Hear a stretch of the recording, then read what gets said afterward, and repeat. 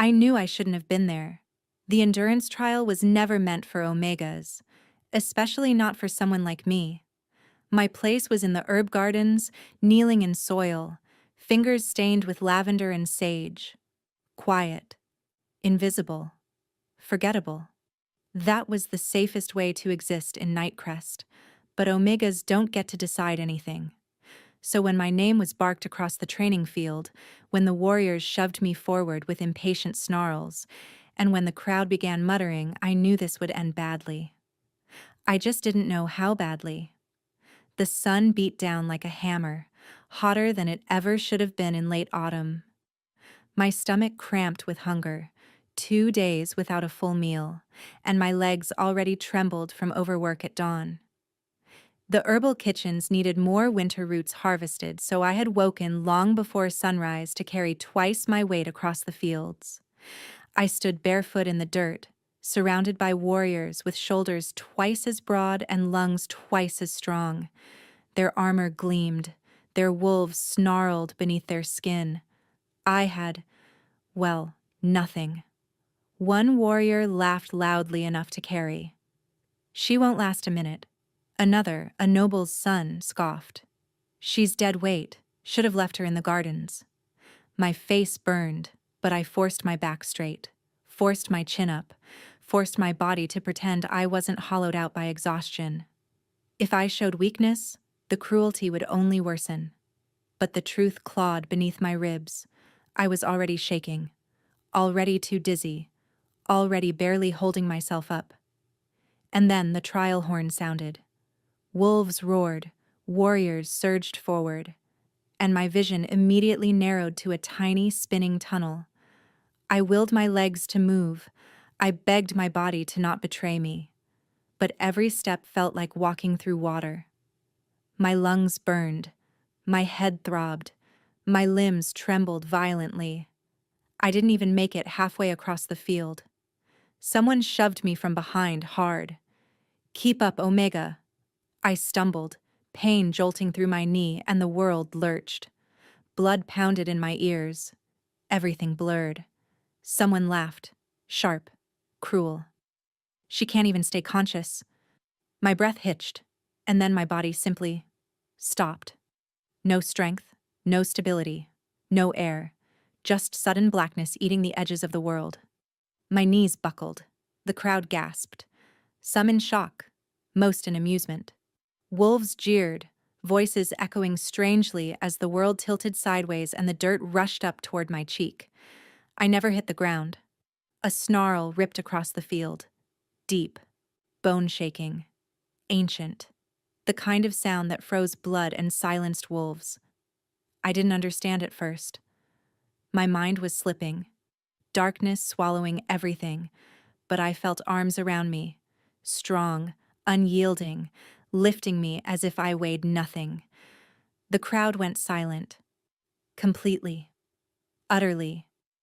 A scent wrapped around me, dark cedar, cold rain, and something ancient that thrummed beneath my skin like distant thunder. Even in half-consciousness, my body recognized it. Alpha. No, not just any alpha. The Alpha. Theron Nightcrest. His voice cut through the fading haze, sharp with fury. Who allowed this? No one dared answer. His arms tightened around me, pulling me against the heat of his chest. I felt the tremor of his wolf beneath his skin, barely restrained. She's starving, he snarled. She's ill, and you threw her into this? Someone muttered something, a weak excuse maybe, but another growl from Theron silenced them instantly. I tried to speak, but my mouth wouldn't open. My body wouldn't move. Everything grew heavier, warmer, darker. The last thing I felt was his heartbeat, steady, furious, alive, against my cheek. The last thing I heard was a vow, low and lethal. This will not happen again. And then, nothing. I expected to wake in the dirt, or the Omega barracks, or not wake at all. Instead, I woke gasping, in silk sheets softer than anything I had ever touched. A canopy of velvet hung overhead. My body was warm. too warm, and the scent of cedar smoke clung to the pillows around me. My eyes flew open. The Alpha King sat beside my bed. Jaw tight, arms crossed, eyes burning. His wolf still glowed behind his gaze as he leaned forward, voice low and deadly. "Who pushed you this far?" When consciousness returned, it didn't come gently. It came in pieces, like light filtering through thick fog, sound wrapped in cotton, breath scraping its way into my lungs as if I had to relearn how to inhale. I blinked against the blur. At first, all I saw was a ceiling of carved stone and soft, flickering lantern light. Then warm blankets, silk sheets, and the faint scent of cedar smoke clinging to my skin. This was not the Omega Barracks. I pushed up slightly on my elbows, only for dizziness to crash into me like a wave. My pulse spiked. The room swayed. A low voice cut through the haze. "Lie back." I froze. Not because of the command, but because of who it came from. Theron Nightcrest, Alpha King, the wolf who ruled the entire Northern Territory, stood a few feet away, arms crossed over a broad chest, eyes the color of a storm threatening to break. He wasn't supposed to be here. Not this close. Not watching me like that. His gaze slid down to my trembling hands, then back to my face, dark and unreadable. "You collapsed because someone failed you," he said quietly. "Who?" My mouth felt dry, my tongue heavy, my chest tight. Failed me? No one failed me. Not really. This was just normal, being pushed past my limits, working until I blacked out, eating only when scraps remained. Normal for Omegas, normal for me, but the way he asked the question, like it was a violation instead of routine, shredded something in my chest. I swallowed hard. I don't... My voice cracked. Embarrassment burned my cheeks. He took one step closer. "Lisa," he said, my name unexpectedly gentle on his tongue. "You didn't just faint. You were unconscious in my arms. You stopped responding." His jaw tightened. "You nearly died." My throat closed. He wasn't angry, he was furious. But not at me. At what had happened to me. I shook my head quickly, terrified he would misinterpret. "No one meant harm," I stammered. "The healer assigned to my sector, she said she could handle it." Theron's expression sharpened. "Handle what?" "The trial," I whispered. "She didn't want trouble." I twisted the sheets in my fists. "She was afraid of punishment if someone refused the Alpha's command." "The Alpha," he echoed, "did not command you." I flinched. "They said all Omegas had to participate this year." "They lied." My stomach clenched. His eyes softened, only by a fraction, but enough that I felt it like warmth against frostbitten skin. "You didn't need to prove anything," he said, voice quieter, heavier. "Especially not at the cost of your life."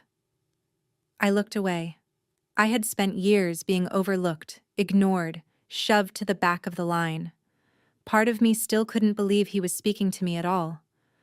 Another part wanted to curl into myself and disappear. My voice barely carried. I didn't want to cause trouble. Theron's nostrils flared. His wolf was right beneath his skin. I could feel the pressure of it, like heat pulsing from him in waves. "You caused nothing," he growled. "You endured." He took another step forward. Slow, controlled, as if approaching something fragile. "Tell me," he said, "why you were so weak you couldn't stand." The question wasn't cruel, it was truth-seeking, weighted, demanding. But when I opened my mouth, nothing came out. I couldn't tell him about the skipped meals, the bruised ribs from carrying too much weight, the nights spent working after everyone else slept. I didn't want to be the Omega who complained, so I simply stared at the blankets. His voice softened again. More than before. More than I thought the king was capable of. "Lysa." I looked up. Something unreadable flickered in his eyes. You don't need to fear me. A lie, but a comforting one. Before I could respond, a faint murmur drifted in from outside the chamber door. Why did the Alpha carry her? She's just an Omega. Why save someone so weak? My breath stuttered. Theron went still. Very still. His head turned slightly toward the door. His jaw clenched with such force I thought the stone floor might crack beneath us. They dare, he muttered under his breath, to question why I saved a dying woman. My heart hammered. He stepped closer to me, close enough that his scent wrapped around me again, dark cedar and rain. When he spoke, it wasn't a growl. It was something far more unsettling. Let them whisper, he said. I don't look away from what is mine to protect. Mine. The word sent chills racing through me, though I knew he didn't mean it the way my wolf wished he did. Still, something inside me shifted.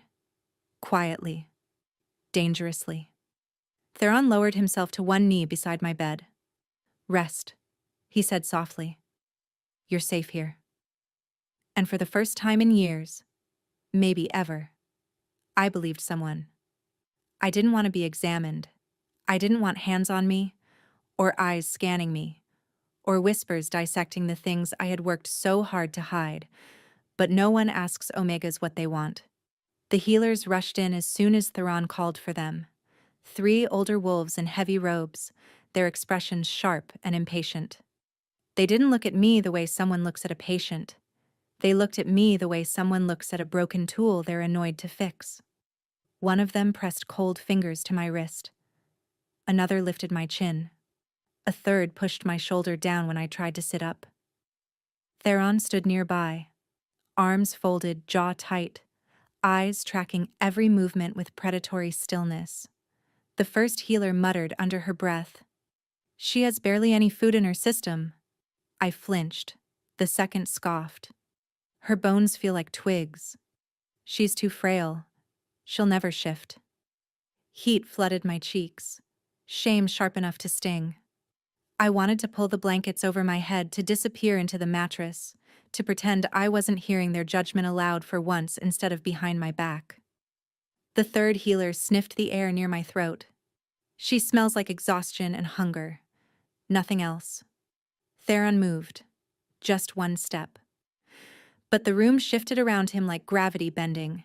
His wolf pushed forward, hot and volatile, its presence thick enough to raise the hairs on my arms. Explain, he said softly, but with a lethal edge that sliced through the air. The healers stiffened. Explain, he repeated, why an Omega under my rule has less nourishment than a dying wolf pup. No one answered. No one dared. I swallowed hard. My voice trembled. Your Majesty. Lisa. His gaze snapped to me immediately. Did someone restrict you?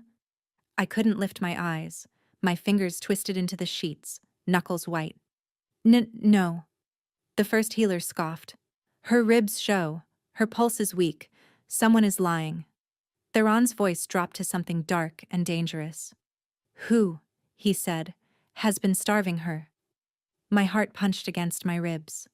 I wanted to lie, to protect the others, to avoid being the Omega who caused trouble, to avoid the punishment that always came with sounding ungrateful.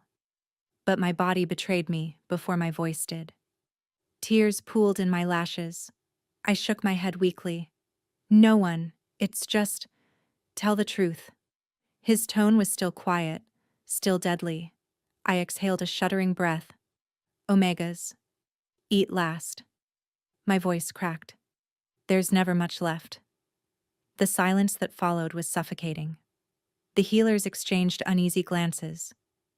But Theron, he went completely still. Not like someone processing new information, like someone holding back the urge to tear the room apart. His scent darkened, rain before a violent storm. His shoulders rose with each furious inhale, the wolf in him pushing so close to the surface that the lantern flames flickered. Never, he said slowly, have I given an order that Omegas should eat last. That's Just how it is, one healer murmured hesitantly. Theron's head snapped toward him. His eyes flashed gold. Not anymore. A growl vibrated through the floorboards. The second healer tried to recover. Your Majesty, it's tradition. Omegas serve first. Warriors feed first. It has always. That tradition ends now. The words came out as a command that shook the air itself. I swallowed hard. Fear and something else. Something softer. Mingling painfully in my chest. He wasn't doing this for power. He wasn't doing this for optics. He was doing this because for the first time, someone truly saw what was happening, and he didn't look away. He stepped closer to my bedside. Why didn't you tell anyone? I laughed, but the sound came out broken. Tell who? No one listens to us. Theron's jaw clenched. Then I will listen. The words lodged in my chest like a foreign object, unbelievable, fragile, terrifying in their sincerity. His wolf surged again, almost protective, almost possessive, and the healers instinctively lowered their heads. This pack starved her, he said, voice cold and sharp. They pushed her to collapse, and they dared to mock her weakness. He inhaled slowly, controlling the snarl tearing at his throat. They will answer for this. I shook my head quickly. Please, don't punish anyone because of me. His gaze snapped to mine, fierce and unforgiving. Because of you? His voice thickened. Lisa, they nearly killed you. He sat on the edge of my bed, lowering his voice but not his intensity. You suffered because no one cared enough to intervene. A pause. But I am intervening now. My breath hitched. His attention was a weight, a force, a warmth I wasn't used to receiving. Fragile protection, blooming in a space where I had only known neglect. Theron leaned slightly closer, eyes softer but no less relentless. You are not invisible here, he murmured, not to me. And just like that, the cruelty of the pack felt a little less suffocating, and the Alpha King's attention felt like the first sunlight after years of winter. The healers left eventually, whispers trailing behind them like smoke, but the damage their probing had done lingered in my chest. Every word they'd spoken still rang in my ears. Too frail, never shift, barely nourished. And Theron's fury simmering under every breath didn't help my balance. For a long moment after they exited, he simply stood there, silent, unmoving, staring at the door like he wanted to rip it off its hinges for daring to close. In front of his anger, I tried to pretend I wasn't shaking. My heart thudded in weak, uneven beats. My fingers curled instinctively into the blanket. A strange pressure built behind my ribs. Not pain, but something hotter, heavier, threaded with an emotion I didn't have a name for. I needed air. Your Majesty, I whispered. I should sit up. His gaze snapped to me immediately, sharper than a blade. You should rest. I need to. The moment I lifted myself off the pillows, the room tilted. My vision smeared into streaks of light and shadow. My breath hitched, and the edges of everything swayed violently. I didn't even have time to panic. Theron crossed the small space between us in a blur. His hands cupped my arms before my body could pitch forward. Heat enveloped me. Scent, strength, certainty. My legs buckled completely, and I would have crashed to the floor if he hadn't caught me. Again. But this time, something inside him snapped. A sound reverberated through his chest. A low, rumbling growl, deep and primal, rolled across the room like thunder held too tightly. My breath stilled. Not from fear, but from shock. Because that sound wasn't meant for me. It was meant for anyone, everyone who put me in this state.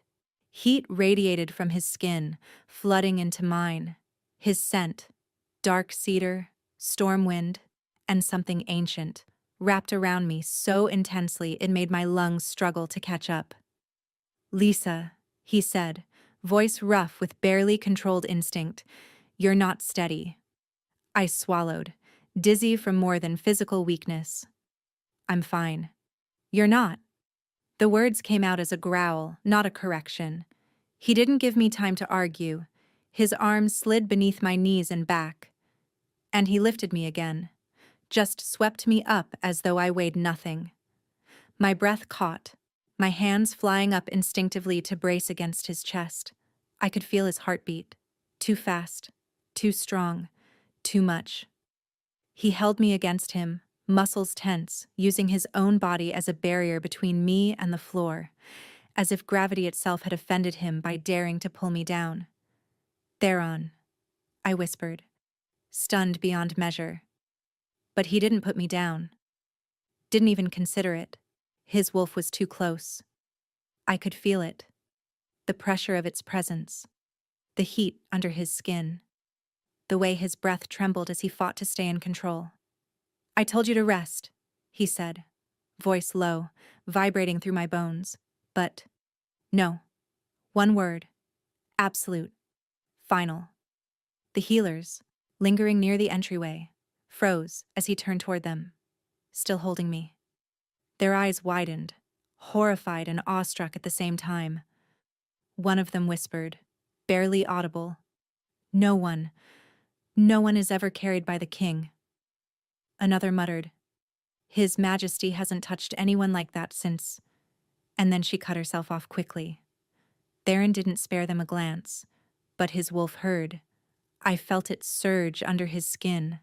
Another growl rumbling into the crown of my head where he held me close. Instinct. Pure, unfiltered instinct. Possessive in a way that made heat crawl up my neck despite myself. Protective in a way I had never seen directed at an Omega. Pained in a way I didn't understand yet.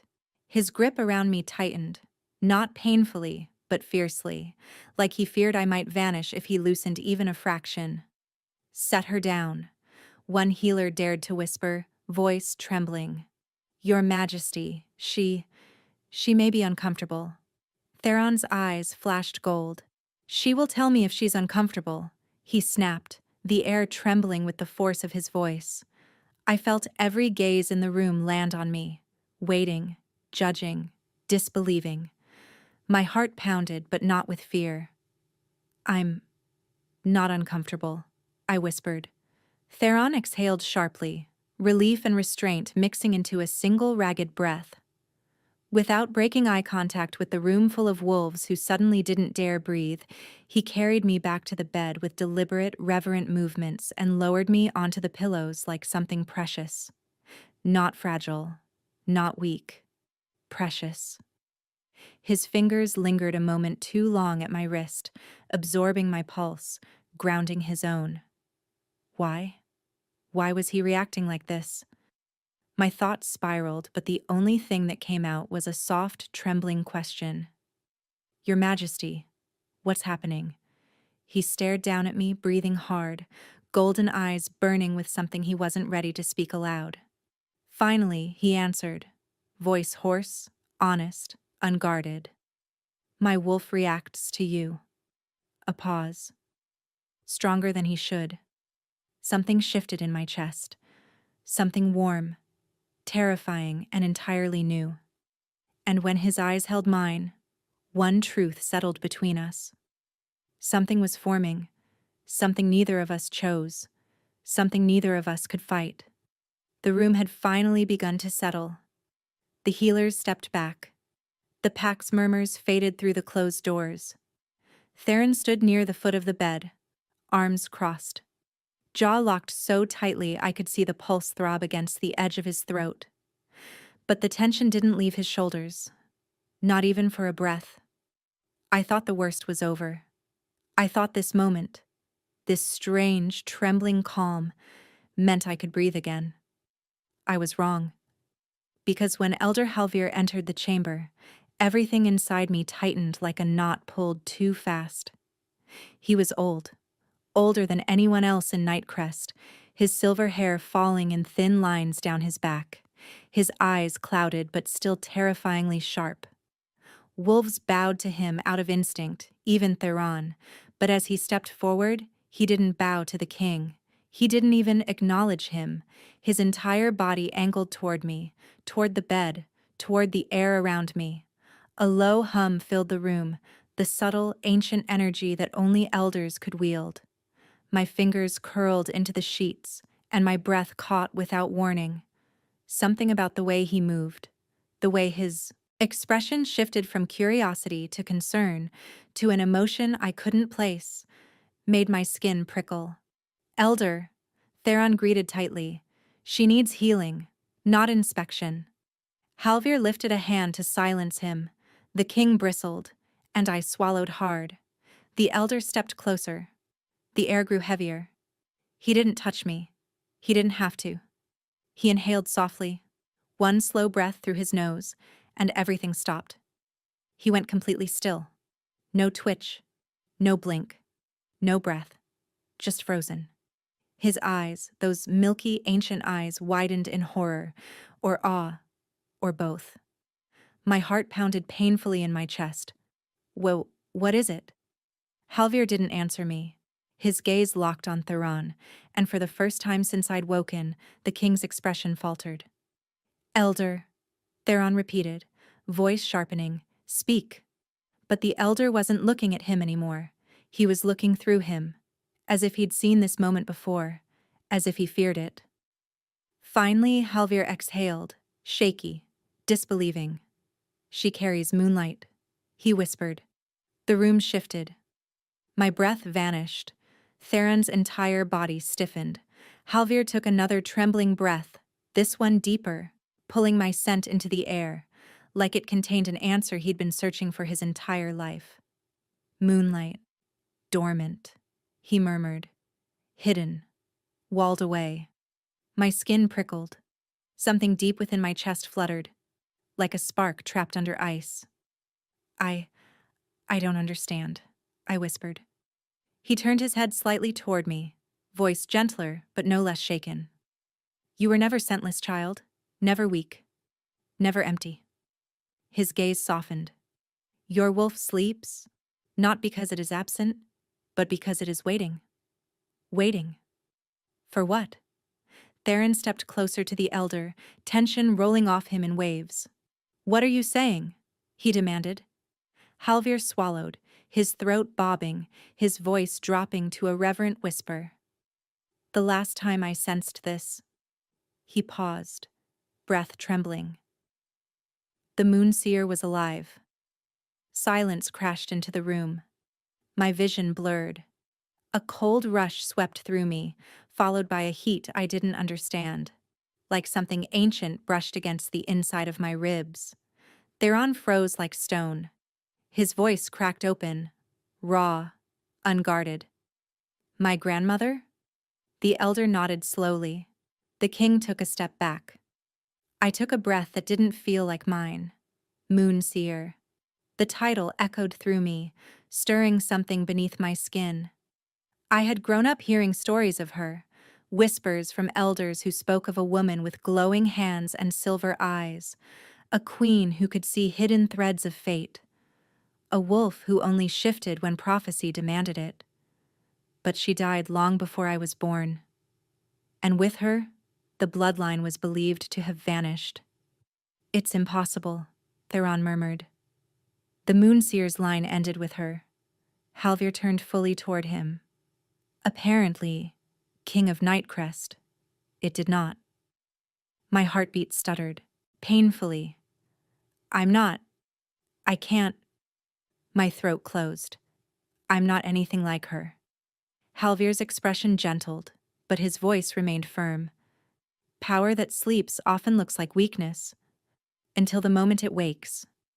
His gaze flicked to my hands, my trembling, useless hands, and something in his expression tightened. You smell of moonfire, he whispered, of prophecy not yet risen. I shook my head. You must be mistaken.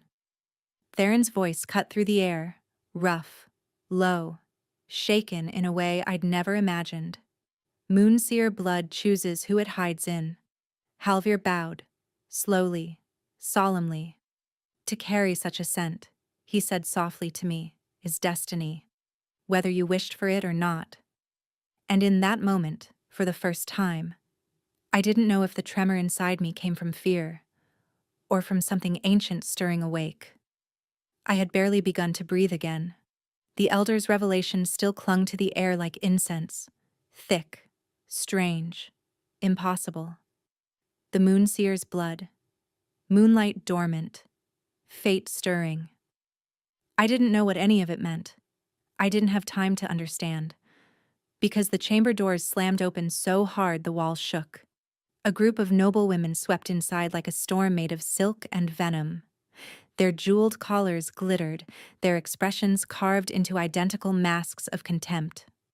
One of them, Lady Vespera, the most feared woman in the court, pointed a long, lacquered finger straight at me. "There she is," she hissed, "the deceitful little Omega who bewitched His Majesty." My breath caught. Bewitched? Before I could speak, another noblewoman scoffed loud enough to echo. "Look at her," she sneered. "She can't even stand without shaking. She collapsed like a child seeking attention." A third laughed, a cold, brittle sound. "She fainted on purpose, threw herself at the king, and he, soft-hearted fool, fell for it. She tricked him." Her words sliced through me. I didn't trick anyone. I barely had enough strength to stand. I didn't want anyone's attention, especially not the king's. My pulse hammered painfully as I tried to speak. I didn't. "Silence," Vespera snapped. "You will address no one unless spoken to." Something inside me flinched. Years of conditioning, years of being spoken at, never listened to. The room grew colder. Theron didn't even lift his head, but the muscles in his jaw tightened like he was holding back something violent. Vespera stepped closer, her smile as sharp as a blade. "She should be removed from the palace at once," she announced, "before she taints the trial, before she further embarrasses the crown." A ripple of agreement moved through the gathered nobles. "She's dangerous. She's unstable. She reeks of witchcraft. She might harm the king." I shook my head, throat burning. I would never." "She speaks now," someone muttered with a cruel laugh. "How bold. The little garden rat thinks her voice matters." Heat scorched behind my eyes. I wished I were invisible. I wished I hadn't collapsed. I wished none of this had happened. Then, a snarl tore through the chamber. Not a growl. A snarl. Deep, ancient, feral. The sound made every noblewoman freeze. Even the walls felt like they flinched. Theron stepped forward, slowly, dangerously. His wolf rose beneath his skin, rippling through his voice as he spoke, low, lethal, and shaking with barely contained fury. "Speak," he growled. "One more word against her." The air fractured. Just one. Vespera paled. I had never seen the Alpha King truly furious before. Not like this. Not controlled anger, not quiet disappointment. This was something else. A force of nature. "All of you," Theron continued, his voice cutting like thunder, "forget your places when you speak of me." He took another step, and several noblewomen stepped back without meaning to. "But you forget even more," he said, voice dropping lower, darker. "When you speak of her." My breath caught. His gaze flicked to me just for a heartbeat, but the look in his eyes made something inside my chest tremble. Possessive, violent, uncompromising, his wolf was showing. "She is under my protection," he said, each word a warning. "My wolf has chosen to guard her, and I do not question my wolf." A pulse of energy rippled through the room. Halvir, the elder, bowed his head slightly, as though acknowledging what everyone else refused to see. Vespera swallowed hard. "Your Majesty, she is an Omega, a weak one, easily manipulated. We are only thinking of your safety." Theron's lips pulled back, showing teeth that were distinctly not human. "Say that again," he murmured, and you'll learn exactly what my wolf does to liars." Silence slammed through the chamber so violently I felt the wind of it. No one dared to breathe. No one dared to speak. For a long, fragile moment, the only sound in the room was my heartbeat echoing in my ears. I didn't know if it was fear, gratitude, or something else that made my throat tighten. The noblewomen bowed their heads, shaking, defeated. They backed away. They left. And when the chamber doors shut behind them, the force of the silence that followed felt like a different world entirely. Theron's voice softened, barely, but it no longer belonged to the king. It belonged to the man whose wolf had growled for me. "No one," he said quietly, firmly, "gets to decide your worth. Not them. Not the pack. Not anyone." He glanced toward me. His eyes, storm gray, sharp, unyielding, held mine like a vow. "Especially not me," he added. "Not anymore." My breath slipped out in a shaky exhale, because for the first time in my life, someone had defended me. Not because I earned it, not because I asked, but because, for reasons neither of us yet understood, I mattered. I needed air. I needed space.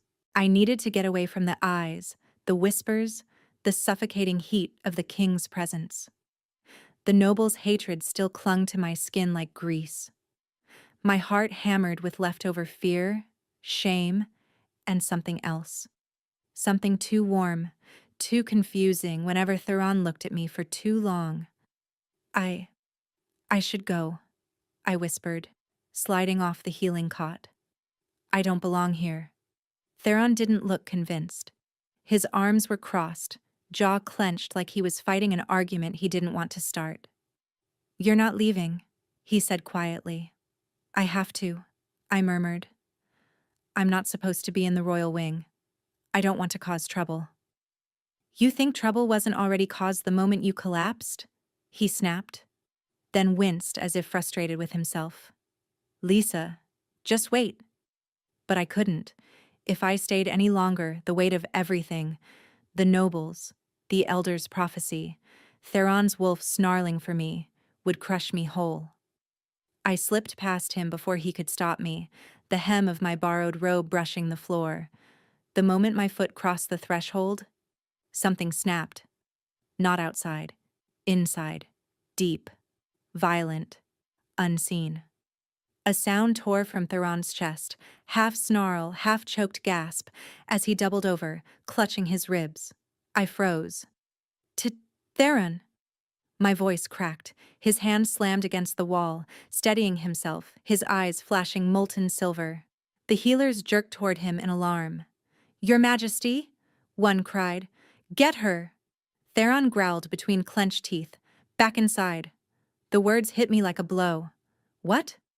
Why? But the answer came not from him. It came from the healers, their voices rising like a horrified chorus. "The Alpha is scent bonded." My breath stopped. Scent bonded? No. No, that was impossible. That was something reserved for mates, for fated pairs, for wolves connected by destiny or divine will. Not an Omega. Not me. But Theron's pain was real.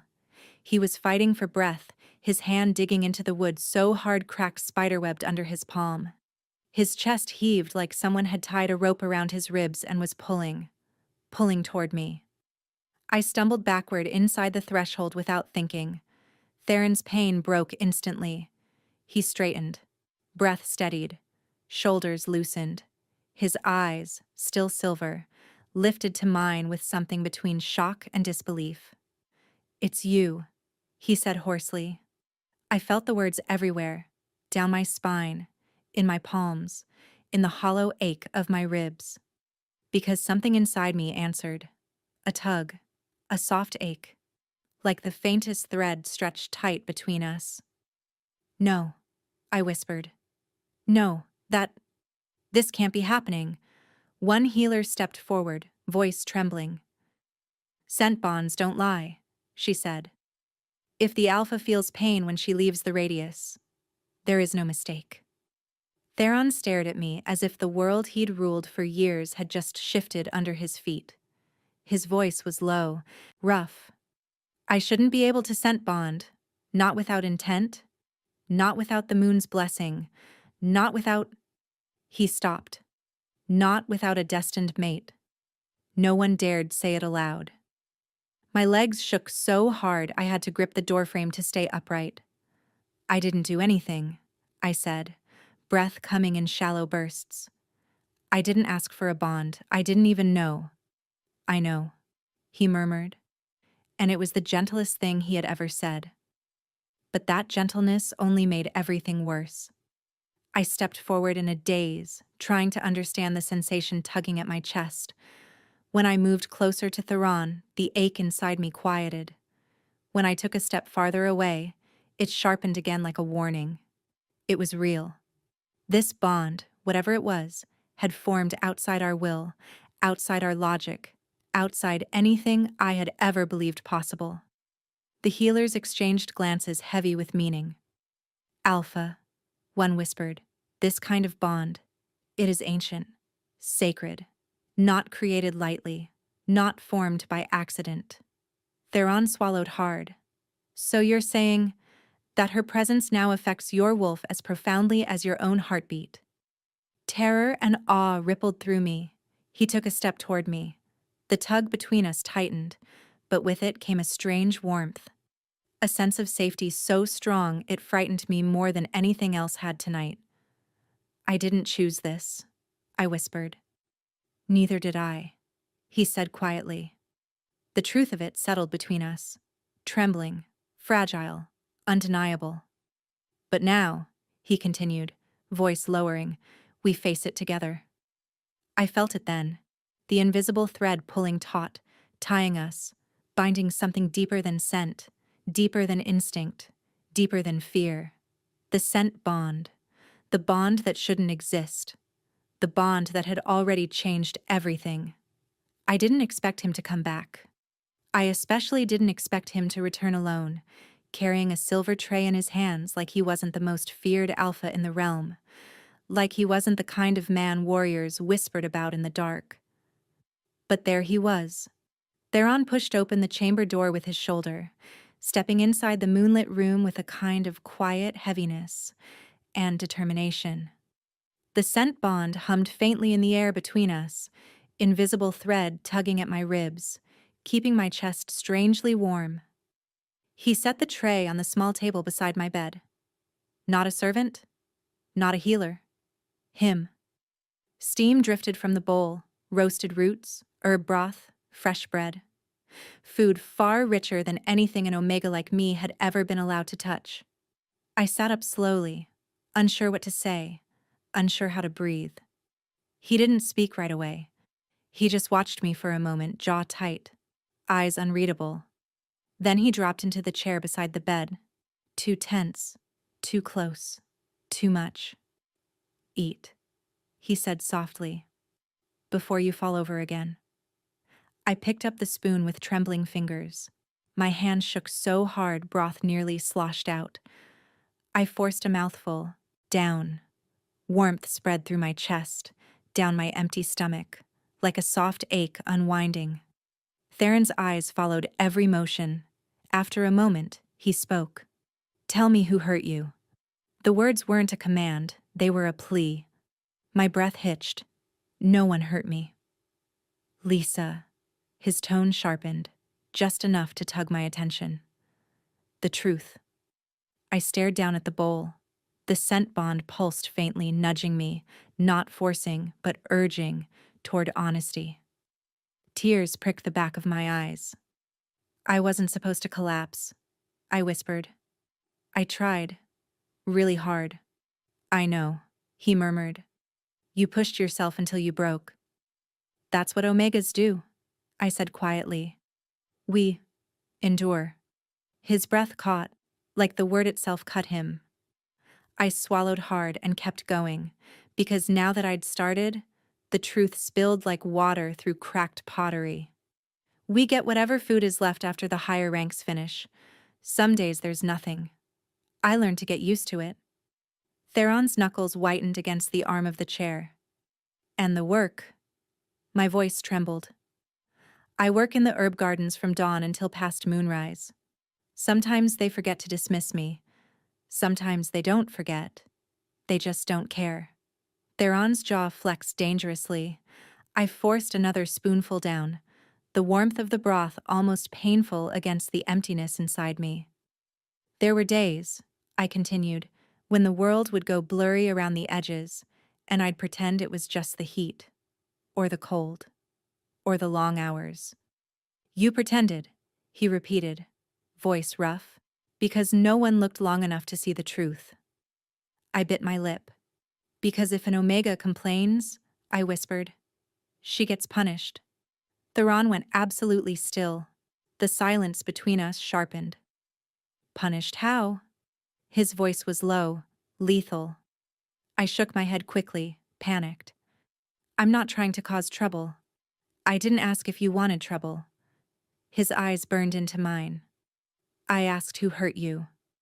My fingers knotted in the blanket. The overseer, I admitted in a whisper. She doesn't like me. Says I'm weak. Says weak wolves need to be reminded of their place. What did she do? His voice shook. The truth came out in small, trembling pieces.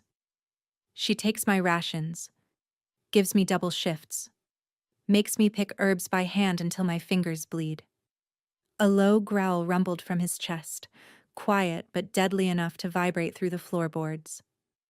She made you collapse, he said, voice like stone cracking. She starved you into the dirt. I didn't want you to be angry, I whispered. He rose from the chair so suddenly the air shifted. His shadow fell across me, massive and trembling with barely contained fury. But his voice, when he finally spoke, was a whisper so gentle it broke me open. Lisa, I'm not angry at you. He sank to one knee beside the bed, an alpha king kneeling, eyes filled with something raw and aching. I'm angry because I failed you, because my pack failed you, because no Omega in my kingdom should live like that. Tears spilled before I could stop them. His hand hovered near my cheek but didn't touch. Not until I leaned the smallest bit forward. Then he cupped my face with a tenderness I didn't know he possessed.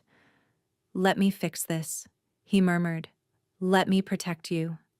Let me do what I should have done long before your body broke in front of my eyes. The scent bond thrummed between us, warm and soft and terrifying. I closed my eyes, breathing him in. For the first time in my life, I felt seen, and worse. I felt wanted. I didn't sleep that night. How could I? Every breath felt too loud, every shadow too sharp. The scent bond hummed faintly under my skin, a pulse, a tug, a whisper of something ancient threading itself through my ribs. Theron had insisted I rest in the private healing chambers, the safest place in the palace. Guards patrolled outside like shadows. Yet my body wouldn't relax, no matter how soft the sheets or how warm the fire burned. Something inside me was uneasy, alive, awake. I pressed a hand to my chest, trying to steady my breathing. Then I heard it. Not footsteps, not voices. A feeling, cold, crawling, wrong, skittering along the edge of my senses. The candles flickered. The corridor outside went unnaturally still.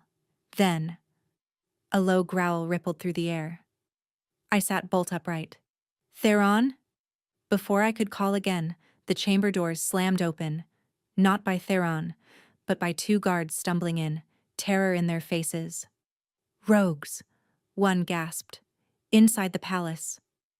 My blood froze. The second guard leaned against the doorframe, panting. They slipped in through the northern wall. They're hunting something. Hunting what? I whispered. His eyes lifted to mine, wide, terrified. The moon scent. My body turned to ice. They were hunting me. Before I could process the words, before I could even breathe, a roar shattered the corridor. Not human. Not controlled. a sound I felt in my bones. Theron. The guards spun toward the noise, but he appeared before they could react. Stormdark, furious, eyes glowing with silver lightning. He didn't speak, didn't pause. He moved straight toward me. His chest heaved, breaths ragged, scent sharp enough to choke the air. Lisa, he growled, voice barely human, behind me. I scrambled off the bed just as something slammed into the outer wall. Dust rained from the ceiling. The guards swore and reached for their weapons. Footsteps, snarls, more than one, maybe more than 5. My fingers shook violently. Theron stepped into the center of the chamber, placing himself between me and the approaching danger. His power filled the room like a storm ready to break. He didn't look at the guards. He didn't look at the door. He looked at me. "You stay behind me," he said, voice a rumbling command that rooted me to the floor. "You don't move unless I tell you to. Do you understand?" My throat tightened. Yes. His gaze softened, barely, but enough to warm my skin even as fear clawed at my spine. "Good," he murmured. "I won't let them touch you." The door exploded inward. Snarling shapes lunged through. Rogue wolves, lean and vicious, eyes wild with hunger. Not ordinary rogues. These were trained, directed, sent with purpose, sent for the moon scent, sent for me. The nearest wolf launched at Theron, and the Alpha King, my Alpha King, shifted mid-stride. Bones cracked, fur erupted, power thundered through the chamber. One moment, he was a man. The next, he was a massive night-black wolf, fangs dripping, eyes glowing with lethal promise. The rogues crashed into him, and were thrown back like leaves in a storm. I stumbled against the wall, breath knocked from my chest as the scent bond snapped taut. It pulsed like a living heartbeat, pulling me toward him, urging me to stay close. Theron's wolf swung his head toward me, protective, feral, desperate. Another rogue darted between the guards, snarling, bounding straight for me. I didn't even scream. Theron reached it first. He tore it away from me with a roar that shook the floor, clamping his jaws around its shoulder and hurling it into the far wall. Blood spattered across the stone. I sank to the ground, trembling uncontrollably, hands clutched to my chest. The rogues hesitated, fear rippling through them. Theron's wolf stood in front of me, huge and shaking with fury, tail low, fangs bared. His hackles rose, filling the room with dominance so intense the air vibrated. Then, his voice, half wolf, half man, tore through the chaos. "They do not touch," he snarled, stalking forward. "What is mine?" The bond between us flared, a heat that wrapped around my ribs like an embrace, like a shield. My lungs filled for the first time since the attack began. Mine, not a possession, not a claim, a vow, a promise carved from the oldest magic of his bloodline. The rogues faltered. The guards advanced. And Theron, my protector, my storm, lunged at the invaders with a rage so fierce it made the torches tremble. Fear still clung to me, but through it pulsed something steadier. Unity. Connection. A thread tying my heartbeat to his. In that moment, under danger, under moonlight, I realized I wasn't facing this attack alone. I never would again. I don't remember walking into the moon archives. One moment I was trembling in the aftermath of the rogue attack, my pulse still sinking painfully with Theron's enraged wolf, and the next, I was being guided through a torchlit hall lined with silver-lit murals and carved stone wolves that seemed to watch me breathe. The elder moved ahead of us, clutching a sealed scroll case wrapped in moon thread.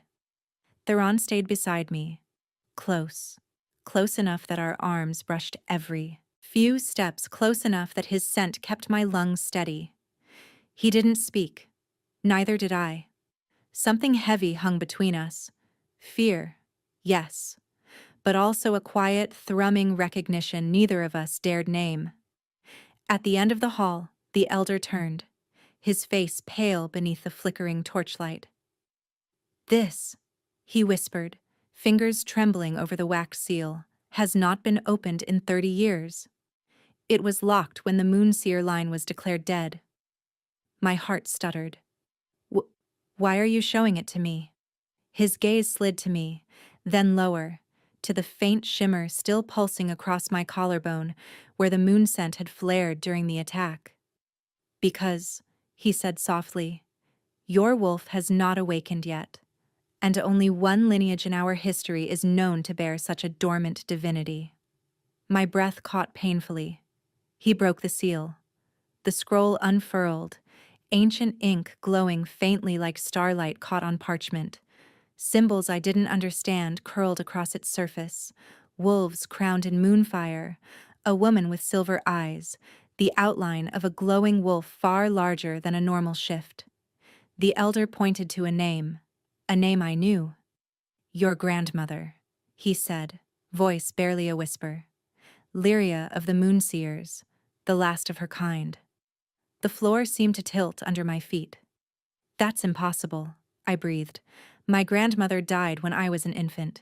She was just a healer? The elder finished gently. Yes, as all Moonseers were, before they were hunted.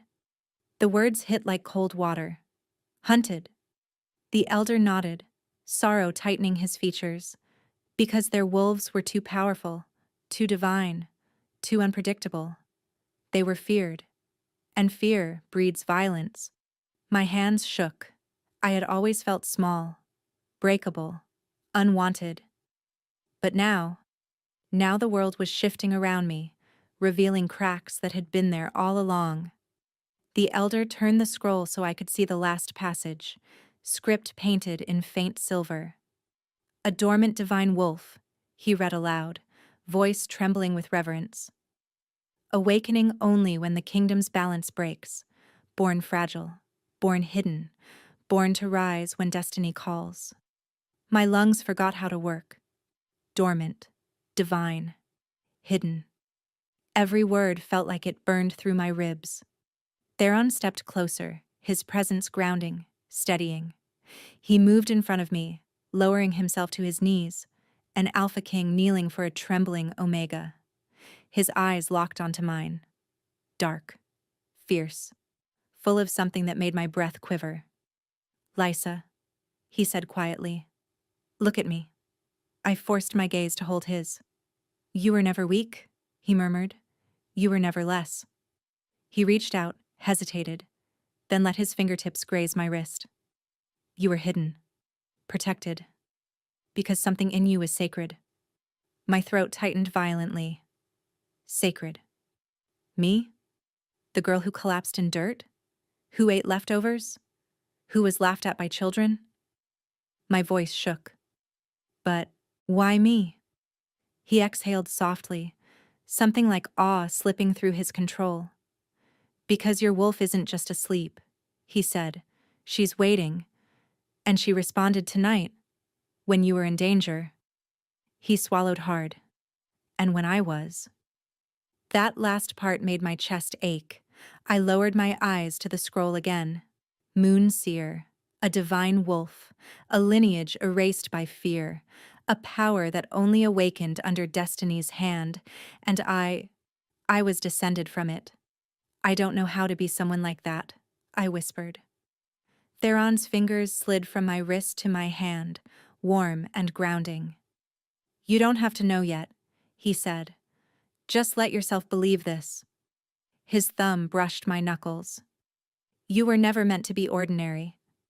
My eyes stung. The elder bowed his head. The Moonseer bloodline lives. Fate has returned her. Returned. Not misplaced. Not mistaken.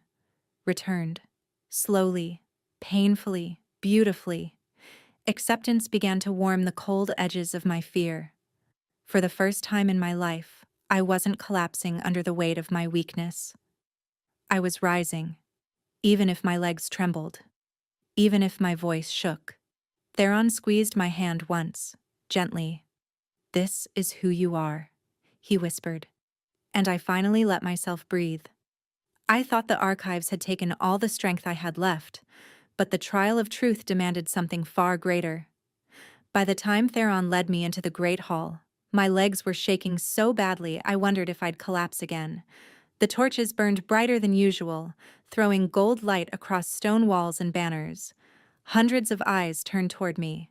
Wolves, who had ignored me, mocked me, forgotten I existed. Now they stared as though I carried starlight on my skin. Maybe I did. The faint silver glow of the moon-seer aura shimmered along my collarbone, pulsing with every breath. Theron felt it too. His hand hovered behind me, not touching but close enough that his warmth steadied my steps. His presence alone kept the ground under my feet from tilting. At the center of the hall, the accused nobles stood chained in moon-forged cuffs, their expressions twisted when they saw me approach. "She shouldn't even be here," one hissed. "A trial for an Omega?"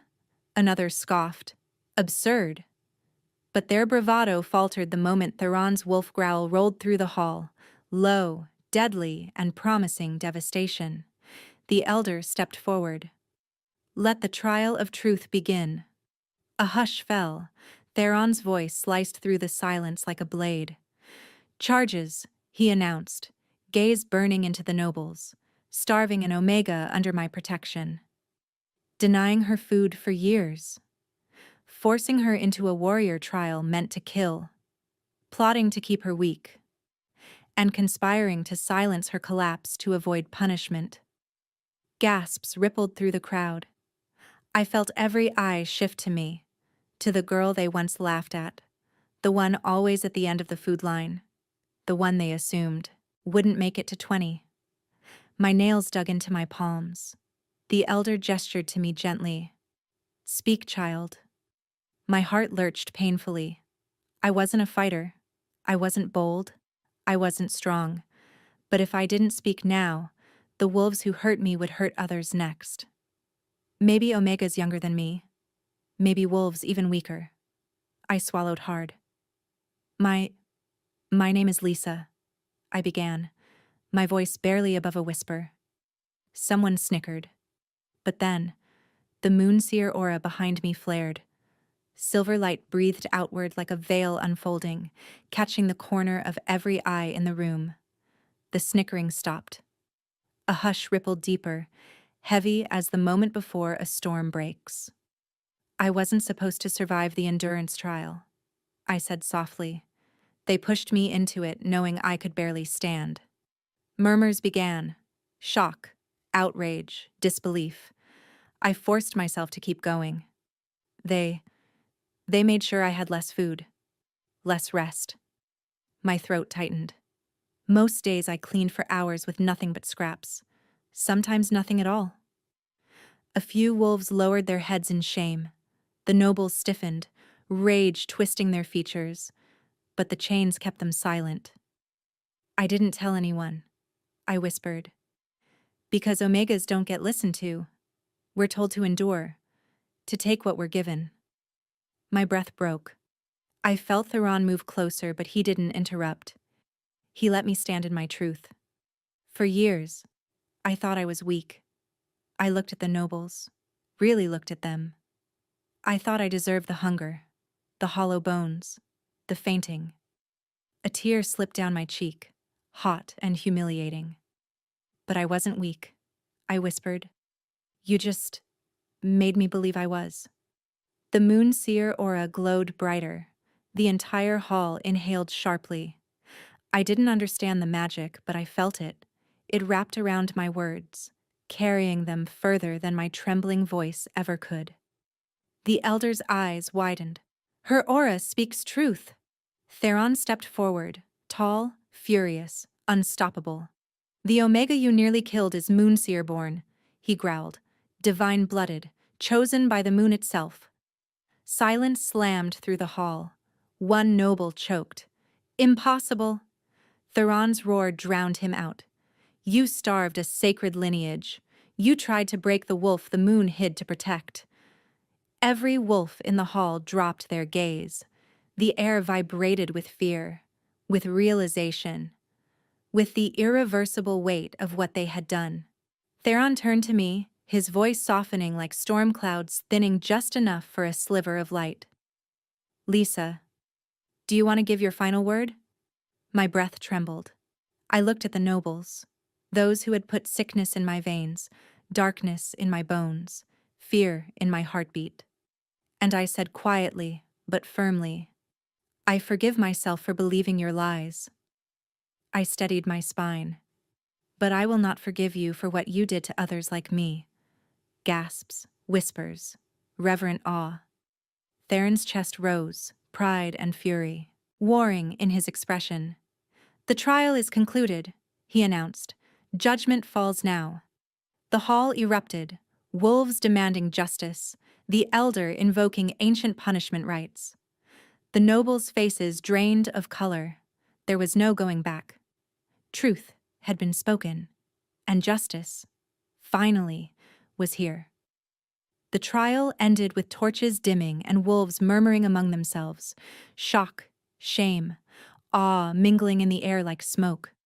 But when Theron turned to me and murmured, "Come," something in his voice made my pulse stutter. Not command, not authority. Something quieter, something raw. He led me away from the great hall and through a side passage I'd never seen before, a narrow stone corridor lit only by moonlight drifting through high windows. We walked in silence, not the uncomfortable kind, the kind where something enormous sat between us, waiting to be named. Finally, Theron pushed open a heavy door and guided me into a small moonlit terrace overlooking the forest. The night air kissed my skin, cool and smelling faintly of pine. I wrapped my arms around myself. Theron didn't speak at first. He just stood near the railing, shoulders tense, jaw clenched like he was holding back something dangerous. The bond tugged softly between us, warm, alive, pulsing with every breath. I swallowed. Your Majesty. Theron, he cut in quietly. Here. It's just Theron. The name trembled on my tongue. Theron. A sound escaped him, half exhale, half groan, like he'd been starving to hear it. He turned then, and the look in his eyes nearly made my knees give out again. Storm dark. Wounded. Unmasked. I had never seen an Alpha King look like that. Lysa, he said, voice hoarse. I need you to understand something. My heart thudded painfully. What is it? He stepped closer, not too close, just enough that I could feel the heat of him, the way his wolf hovered just beneath his skin, restless and protective. When your body gave out, he began slowly, my wolf broke. My breath caught. He shut his eyes for a moment, lashes trembling. I felt it, the moment you hit the ground. A tearing inside me, a rage I couldn't control. He swallowed hard. I didn't understand it then. I only knew that I had to get to you, that if anyone else touched you, I'd tear the world apart.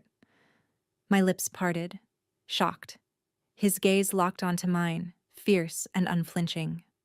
And when you opened your eyes in my chambers, he whispered, when your scent filled the room. He exhaled shakily. I knew I couldn't let you walk away.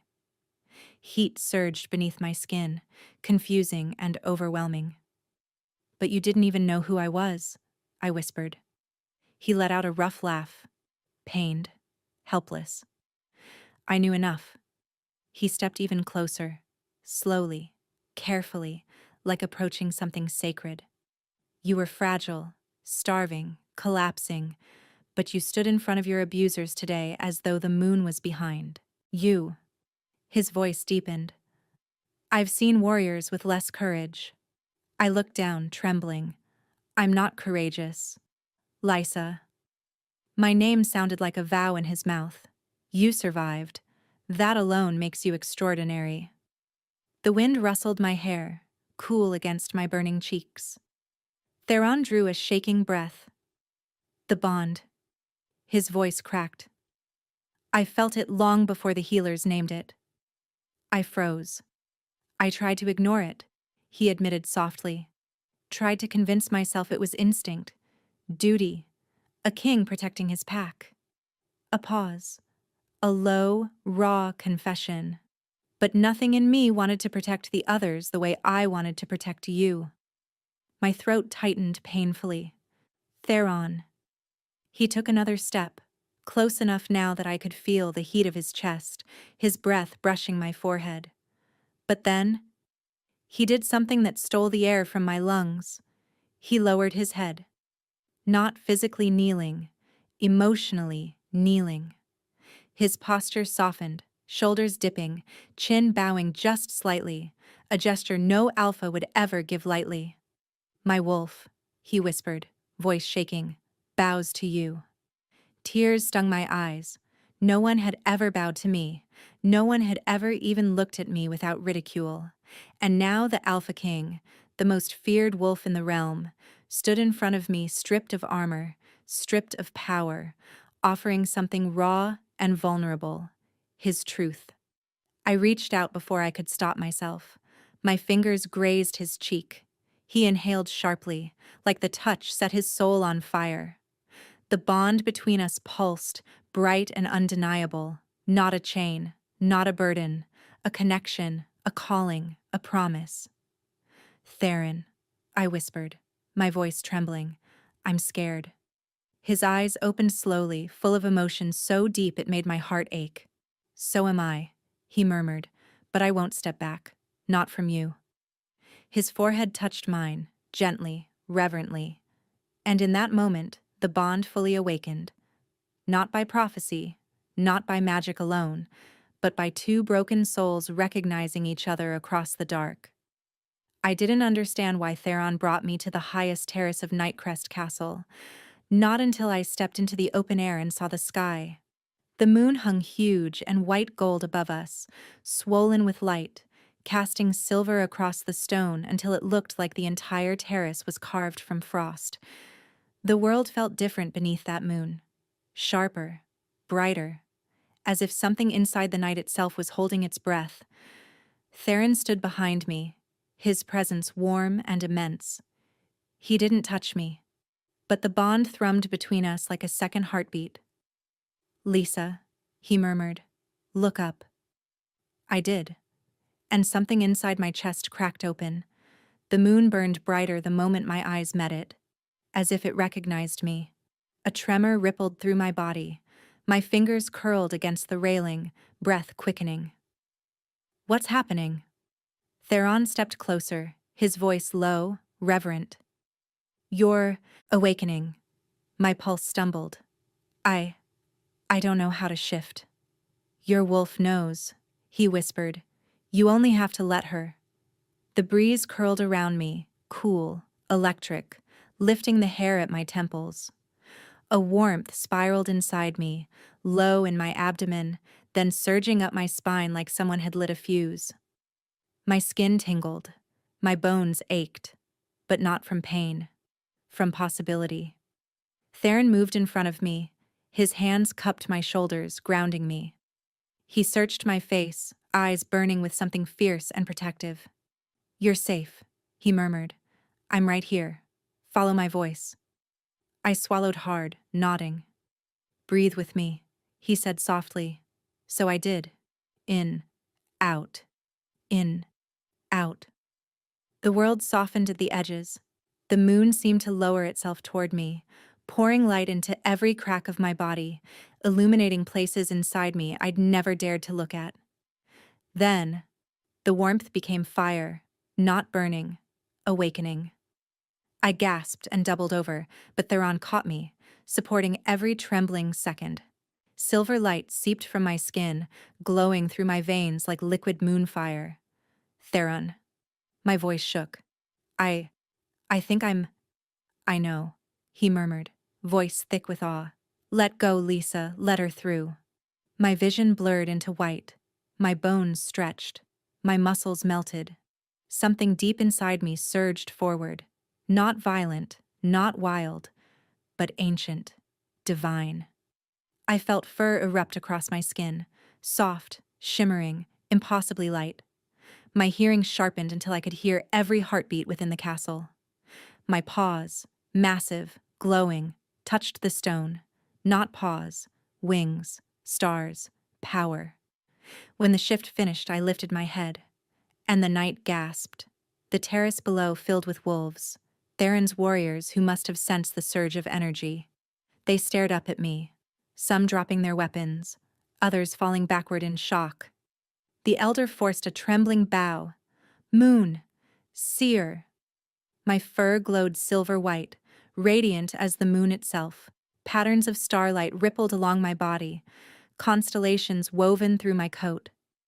I wasn't the small, frail Omega they'd mocked. I wasn't weak or hollow or nothing. I was enormous, regal, luminous, a creature carved from ancestral magic and moonlight. A wolf as large as any alpha, larger and brighter than any wolf I'd ever seen. Every wolf below collapsed to their knees. Every single one. But I didn't look at them. I looked at him.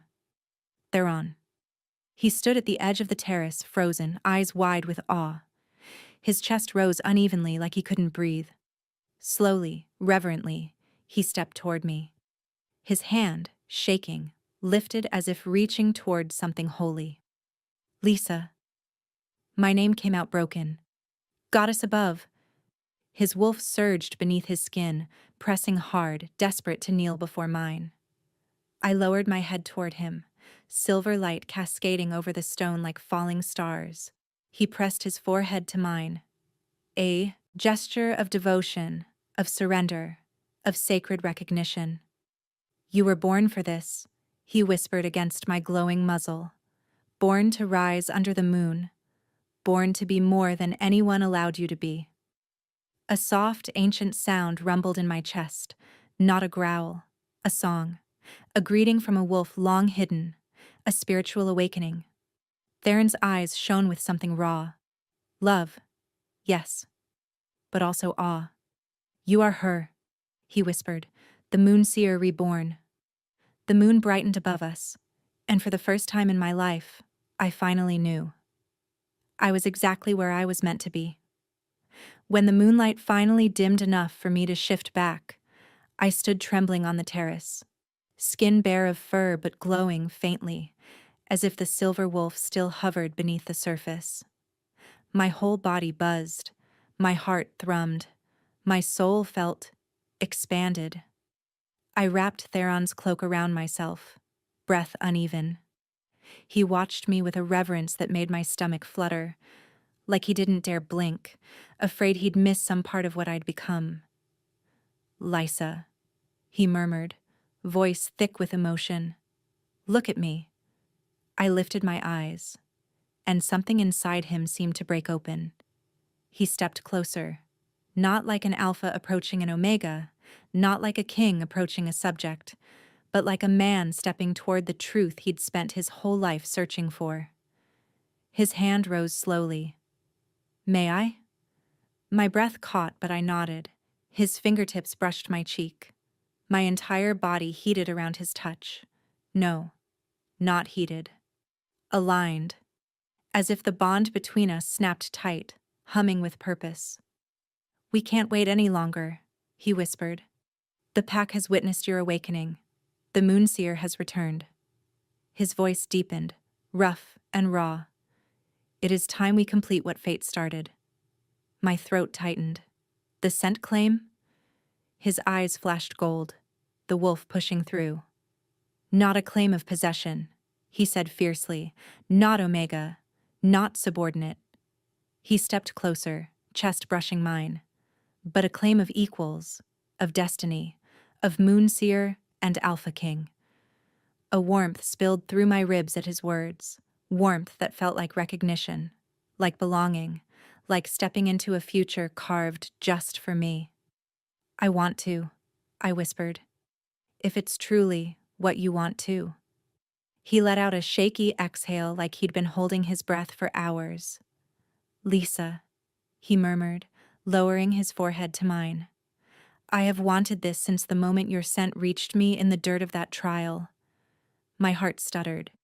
You were light in a place I didn't even realize was dark. Then, He tilted my chin gently. The world narrowed to his eyes. The soft night wind, the thudding shared heartbeat between us. Let me mark you as my queen. The word queen hit me like a pulse of molten gold. My pulse fluttered. I'm scared. I am too, he admitted quietly. But the moon doesn't choose lightly. He leaned in, breath warm, against my neck, and when his lips touched the hollow beneath my ear, the bond surged. Silver, gold, moonfire, stormlight. I gasped, gripping his arms as the world tilted. My skin ignited with shimmering light, moonseer magic awakening to meet his alpha fire.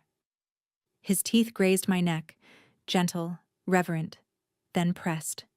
Not piercing, not claiming flesh, claiming spirit. A scent mark, ancient, divine, binding. A rush of energy exploded through me, flooding my veins with heat and moonlight.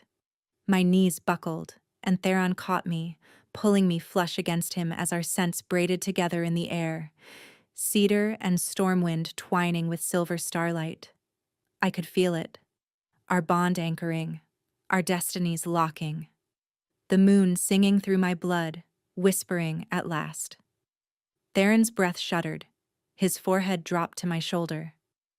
Your scent, he whispered, voice breaking. Moonfire and dusk and something. Goddess Lysa, it's everything. I clutched his shirt, overwhelmed. What does it mean? I breathed. He lifted his head slowly. It means, he said, brushing my cheek with his thumb, you are no longer the Omega they starved. His lips touched mine, soft, aching, reverent. It means, he murmured against my mouth, you are no longer the girl who collapsed in front of them. His hand cupped the side of my neck where his scent now glowed faintly silver gold. It means you are the Moonseer Queen, chosen by destiny, bound to the Alpha King, my equal, my light. The words sank into me, warm and weighty, settling into the parts of me that had always felt empty. For the first time in my life, I didn't feel like I was disappearing. I felt seen, claimed, held, named. Theron gathered me into his arms, pulling me against his chest, the bond between us humming with new, brilliant strength. Lisa, he whispered, voice shaking with something close to worship. You were born for this.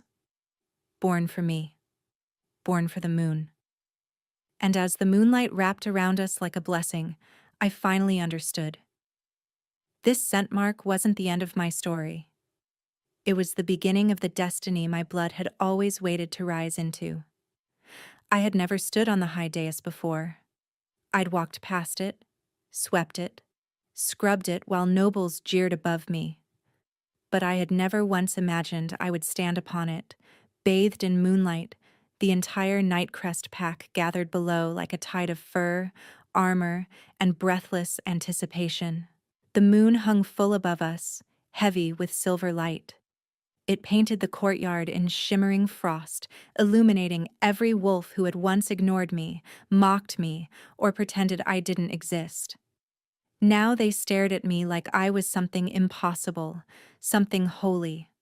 Theron stood beside me, tall and unyielding, his gaze sweeping over the pack with the controlled fury of a king who has waited his entire life to speak these words. My wolves, he thundered. Silence fell instantly, like the wind, itself stopped to listen.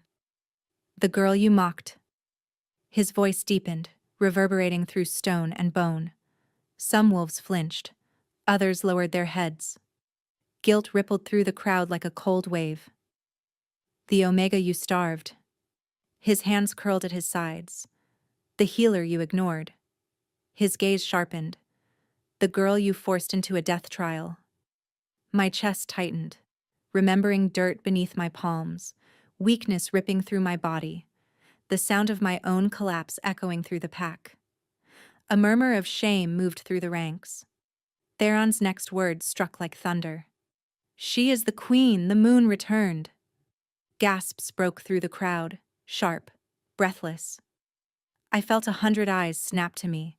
Queen. Me. Lisa. The nobody. Lisa. The frail. Lisa. The forgotten. My heart hammered painfully, but the bond between us hummed with steady warmth, grounding me. Theron stepped aside just enough for the moonlight to fall fully onto me. Step forward, he murmured quietly, almost reverently. I took a breath, and did. The moment I moved, silver light uncoiled beneath my skin, soft at first, then growing, blooming outward like a halo. The moon-seer aura shimmered around me, a veil of starlit radiance that lifted the hair on every wolf's neck. Wolves gasped. Some stumbled backward. Others fell to their knees without meaning to. The aura pulsed again. Bright, warm, undeniable. Not human. Not Omega. Not small. Moonseer. Queen. Returned. A soft hum rose from the stone itself like ancient magic recognizing blood long forgotten. I lifted my chin. For once, not in fear, but in belonging. Theron's voice rolled through the courtyard, low and reverent. Behold the moon-seer queen. Every wolf bowed, not one remained standing. Even the nobles who once sneered dropped to their knees. Warriors lowered their heads, elders pressed their foreheads to the ground. The sound of collective submission, armor shifting, paws scraping stone, echoed like a storm passing through the realm. I felt my breath catch. Theron leaned close enough for only me to hear. They bow to you, he murmured, not because I command it, but because they feel your light. Emotion swelled so violently that tears pricked my eyes. I looked over the sea of bowed wolves. So many faces, some familiar, some cruel, some neutral, but now all lowered in respect to someone they once deemed worthless. A ripple of awe moved through them again as the aura brightened, responding to my heartbeat, my breath, my rising sense of place. I didn't hide this time. I didn't shrink. I didn't collapse. I stood taller, letting the moon pour its blessing through my skin. The elder lifted his gaze slowly, reverence softening every line of his face. The moonseer blood rises again, he whispered, and destiny breathes with her. Theron stepped forward, placing his hand, warm, steady, at the small of my back. Lysa, he said, loud enough for the pack to hear, you are the balance our kingdom lost, the light we were blind to, the queen the moon chose long before you ever collapsed at our feet. My vision blurred as the weight of it settled into my bones, and then, Theron took my hand, not as a king claiming a mate, not as an alpha claiming an omega, but as a ruler standing beside his equal. He raised our joined hands toward the sky. Bow, he commanded softly. The pack pressed lower, one unified wave of devotion sweeping across the courtyard. The moon shone brighter, as if bowing too. And in that moment, under silver light and a sea of reverent wolves, I felt something anchored deep inside me. Surrender to who I was meant to be. Belonging to a kingdom that finally saw me. Transformation into the queen destiny placed back into this world. I stood there glowing, trembling, lifted by moonlight and truth. And Nightcrest bowed to its moonseer queen. Months have passed since the night I collapsed in front of the entire pack, the night my body gave out, and everything I thought I knew about myself shattered like brittle glass. Tonight, the moon hangs full again, soft and silver, casting its glow across the royal terrace where I sit curled against Theron's chest. His arms wrap around me, warm and unshakably steady, as if holding me is the most natural thing in the world. Maybe it is. His chin rests atop my hair, breath brushing my temple in slow, content exhales. My fingers trace idle patterns across the back of his hand, feeling the quiet strength there. The strength that once tore through rogues to protect me, the strength that knelt before me in confession, the strength that stood beside me when the pack bowed for the first time. The courtyard below glows with lanterns and shifting wolf forms. The pack gathers often now, drawn by peace instead of conflict, unity instead of division. And sometimes I catch them glancing up at the terrace where we sit, not in scorn, not in disbelief, but with a kind of reverence I never imagined would be directed at me. Tonight is no different. I hear their whispers drifting upward like the soft rustling of leaves. She collapsed before us and rose under the Alpha King's watch. The moon returned her, chose her. Our queen who glows like the past reborn. I close my eyes, letting the words settle into me, not to inflate me, not to crown me, but to remind me of the journey carved through the dark parts of my life, the hunger, the exhaustion, the silence of being unseen. Theron shifts slightly, tightening his arms around me. "What are you thinking about?" he murmurs, voice warm against my ear. I smile faintly. The trial, the day in the courtyard, the way they looked at me. He hums. "With respect, finally. With shock," I correct softly. "And disbelief." "And awe," he adds. "Don't forget awe." I laugh under my breath, quiet, disbelieving, even now. His hand comes up to tilt my chin so he can see my face. "Lisa, they would have lost you. We all would have. Your collapse wasn't weakness." "I know," I whisper. But I let him continue, because the softness in his voice feels like a blessing. "It was fate catching you by the throat," he murmurs, brushing his thumb across my cheek, and reminding the world that the moonseer blood does not vanish quietly. My breath stutters a little, because the truth of it vibrates inside me, quiet and steady, like the heartbeat of my wolf beneath my skin. My gaze drifts out to the courtyard again. Wolves are settling, shifting into human forms, leaning against each other, laughing, eating, existing without the tension that once suffocated this kingdom. A peace I never imagined I'd witness. A peace I somehow became part of building. I lean back into Theron's chest, listening to the deep, calming rhythm of his heartbeat beneath my ear. He presses a kiss to my shoulder, soft, unhurried, grounding. "Do you remember the moment I carried you?" he asks quietly. I smile against his skin. I remember thinking I was dreaming. "You were half gone." His voice thickens, and I was half out of my mind. I lift my head to look at him. "Theron." He brushes a strand of hair from my face. "I will never forget that moment, Lisa. Seeing you fall, seeing your body give out. Something inside me." He shakes his head. "It broke. And also awakened." I swallow tightly, because even now, months later, the memory still feels like something sacred, raw, terrifying, miraculous. "Do you regret it?" I ask quietly. He stiffens for the briefest moment, then laughs under his breath, low and incredulous. "Regret?" He pulls me closer, his forehead resting against mine. "Lisa, that was the moment fate shoved you into my arms and said, 'She's yours.'" My cheeks warm, but I don't look away. He kisses the corner of my mouth, a gentle, lingering promise. "It was never failure," he murmurs. My eyes burn, but not with pain. I look up at the moon, the same moon that watched me collapse, the same moon that lit my first shift, the same moon that marked me as something more than what the world forced me to be. "Theron," I whisper, voice breaking with quiet understanding. "It was fate." My hands curl into his tunic. It was fate catching me by the throat. I breathe out shakily, and saying, "Rise."